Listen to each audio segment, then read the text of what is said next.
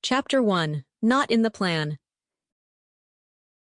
There are moments in life when the city presses in so closely you can feel its breath on your neck, its million restless intentions pulsing through the pipes and the plaster of every wall, the relentless hum of ambition rising with the sun.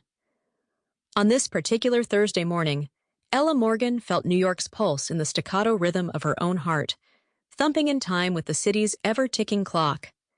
For years, she had measured her sense of security by the four modest, rent-controlled walls of her Upper East Side apartment, a space that had grown to fit her like a second skin, every chipped floorboard and drafty window etched with memory. She had always known the illusion was fragile.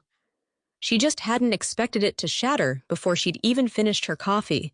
The letter arrived in the same indifferent stack as grocery store flyers and bills, slipped between the cracks of the old brass mail slot.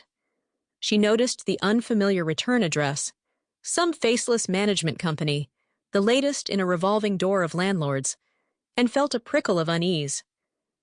Sitting at her tiny kitchen table, legs tangled beneath her in a faded pair of pajamas, she tore open the envelope, expecting another routine update about boiler repairs or hallway painting. Instead, her eyes caught on the bolded numbers and words that seemed to leap off the page with the force of a sucker punch. Your rent will be increasing by $900 effective next month.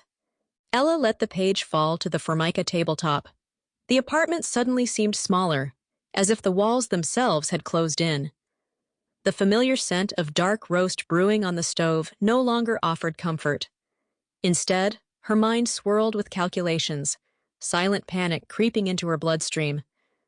She reached for her phone, her fingers trembling in a way that annoyed her, a small, telling betrayal of just how rattled she felt. She didn't call her parents. They would offer well-meaning advice, but it would come wrapped in an undertow of worry and reminders that she could always come home for a while.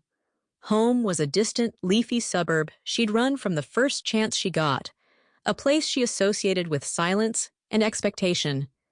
New York was chaos, possibility, independence.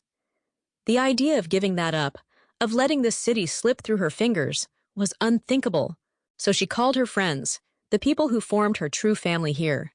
First, she dialed Marissa, her college roommate turned confidant, who answered with her usual blend of exasperation and warmth. Tell me you didn't burn your toast again. Worse, Ella managed, her voice shaking. my rent just went up by almost $1,000. I can't. There was a sharp intake of breath on the other end. You've got to be kidding me. That's criminal. Sample complete. Ready to continue?